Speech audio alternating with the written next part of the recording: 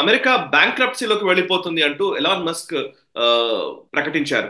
ఆయన చెప్పిన America is currently headed for bankruptcy super fast అని స్టేట్మెంట్ ఇచ్చారు. దీనికి కొంచెం యాడ్ ఆన్ చేస్తే ప్రస్తుతం అమెరికాకి సంబంధించి వాళ్ళ నేషనల్ డెట్, వాళ్ళ దేశానికి ఉన్నటువంటి అప్పు చూస్తే $36 ట్రిలియన్ వరకు వెళ్ళిపోయిందంట. సగటు అమెరికన్ పైన, ఒక వ్యక్తి పైన ఉన్నటువంటి అప్పు 1,08,000 అని చెప్పి ఒక నంబర్ తెలుస్తోంది. సో మీరు ఇది గత 2 సంవత్సరాలు గ్లోబల్ రౌండ్ అప్ లో పదే పదే మీరు చెప్తున్నారు, అమెరికా ఎకనామిక్ మోడలే ఈ రోజు చాలా కష్టంగా ఉంది, అది ఏదో ఒక రోజు కొలాప్స్ అవ్వక తప్పదు. ఎప్పటికప్పుడు వాళ్ళు కరెన్సీ ప్రింట్ చేసి మార్కెట్ లో వదులుతున్నారు, కానీ అది కరెక్ట్ విధానం కాదు అని మీరు చాలా సార్లు చెప్తున్నారు. ఇప్పుడు దాన్నే ఎలాన్ మస్క్ కావచ్చు, ఈవెన్ వాళ్ళ డోజ్ కి సంబంధించిన డిపార్ట్మెంట్ కావచ్చు, వాళ్ళు ఇదే విషయాన్ని ప్రస్తావిస్తున్న పరిస్థితి.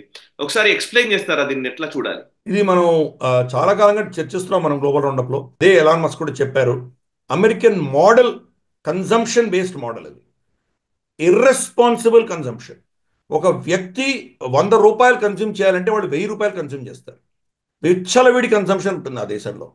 అంటే వ్యక్తిగతమైన కన్జంప్షను, దేశవ్యాప్తంగా ఉన్నటువంటి కన్జంప్షను, ఓవరాల్ వాళ్ళ ప్రొడక్షన్, ఇవన్నీ కూడా చూస్తే కనుక అది సస్టైనబులే కాదు. అందుకనే వాళ్లకు ప్రతి కొన్ని సంవత్సరాల తర్వాత కన్జంప్షన్ కాన్స్టిపేషన్ వస్తుంది. ఈ పదాలు స్పష్టంగా మనం అర్థం చేసుకోవాలి. కాన్స్టిపేషన్ ఆఫ్ కన్జంప్షన్ అంటే అజీర్తి. మనకైతే ఎక్కువ భోజనం చేస్తే మనకి ఎలా వ్యక్తికి అజీర్తి వస్తుందో, అలాగే వాళ్ళ ఎకానమీ కూడా ఈ యొక్క అన్సస్టైన్డ్ కన్జంప్షన్, దాన్ని దాన్ని నిజంగా నియంత్రించలేనటువంటి కన్జంప్షన్ వల్ల ఆ ఎకానమీ క్రమేపీ కొలాప్స్ అవుతూ ఉంటుంది. అది దాని రెసిషన్లోకి వెళ్తుంది. రెసిషన్లోకి వెళ్ళంగానే ఆ ప్రభుత్వాలు ఏం చేస్తాయంటే ఆ దేశంలో ఉన్నటువంటి రెసిషన్ని ప్రపంచవ్యాప్తంగా డిస్ట్రిబ్యూట్ చేస్తారు. డాలర్లు ప్రింట్ చేసి ప్రపంచవ్యాప్తంగా దాన్ని డిస్ట్రిబ్యూట్ చేసేస్తారు.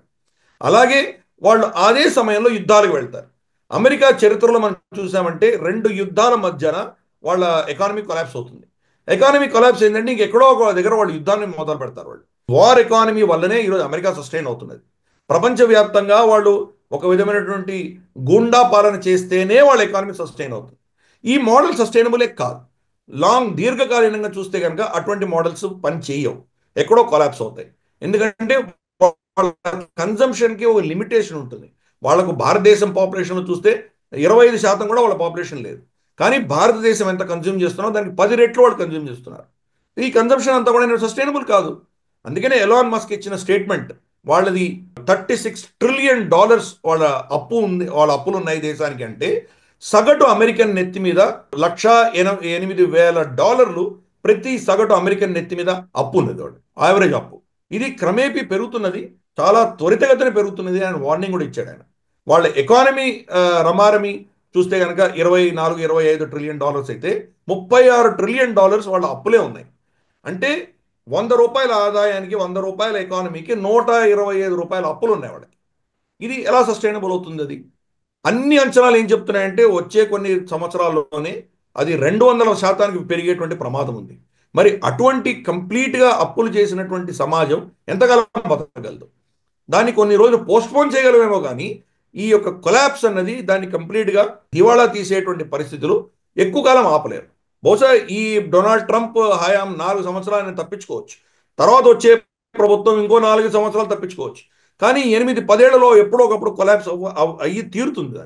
దాన్ని ఇప్పుడే కంట్రోల్ చేయకపోతే ఆ దేశం దివాళా తీయడం ఖాయము. అందుకనే ఎలాన్ మస్క్ చెప్పినటువంటి స్టేట్మెంట్ తప్పు కాదు, చాలా కరెక్ట్ స్టేట్మెంట్ అది. మనం యాక్చువల్గా చూసామంటే కనుక ఈ డిపార్ట్మెంట్ ఆఫ్ గవర్నమెంట్ ఎఫిషియన్సీ, డాజ్ అని పెట్టింది దానికోసం పెట్టారు. అనవసరమైనటువంటి ఖర్చులు ఆ ప్రభుత్వం చేస్తున్నది. రమారమి $2-3 ట్రిలియన్ సంవత్సరానికి అనవసరమైన ఖర్చులు పెడుతున్నారు వాళ్ళు. అందుకనే ఆ ఖర్చులన్నీ తగ్గించి దాన్ని కంప్లీట్గా ఆపేసే దిశగా వివేక్ రామస్వామిని, ఎలాన్ మస్క్ని ఆయన నియమించారు. రాబోయే రోజుల్లో ప్రభుత్వ ఖర్చులు తగ్గించే దిశగా వీళ్ళు నిర్ణయాలు తీసుకుంటారు. అలాగే యుద్ధాలు చేయించి యుద్ధాలకు అప్పులు ఆ దేశపు ట్యాక్స్ పేయర్స్ మీద మోపి ఆ పైసలను ఆ యుద్ధం చేస్తున్నటువంటి దేశం గుండా రౌండ్ ట్రిప్పింగ్ చేసి హవాలా ట్రాన్సాక్షన్స్ తోటి డిఫెన్స్ ఇండస్ట్రీస్ బాగుపడుతున్నాయి. డిఫెన్స్ ఇండస్ట్రీస్ పొలిటికల్ లీడర్స్కి వాళ్ళు ఫండింగ్ ఇస్తున్నారు. కాబట్టి ఈ నెక్సెస్ని బ్రేక్ చేస్తాను అని చెప్పి డొనాల్డ్ ట్రంప్ చెప్పారు. కాబట్టి చూద్దాం మరి ఆయన నిజంగా సాధించగలరా, లేదా ఆయనను చేయనీయకుండా ఈ డీప్ స్టేట్ ఆపుతుందా, వేచి చూడాలి. ఒకవేళ ఆయన కనుక ఫ్లాప్ అయితే పర్యవసానం చాలా దారుణంగా ఉంటుంది. ఆ అమెరికన్ ఎకానమీ అన్నది బ్యాంక్రప్ట్ అయ్యి తీరుతుంది. అది ఇప్పుడవుతుందా, ఒక దశకం తర్వాత అవుతుందా అని చెప్పలేం. కానీ అల్టిమేట్గా ఆ మోడలే ఫెయిల్డ్ మోడల్. అది ఆ మోడల్ సస్టైనబుల్ కానే కాదు, ఫెయిల్ అయ్యి తీరుతుంది. అది చూద్దాం మరి.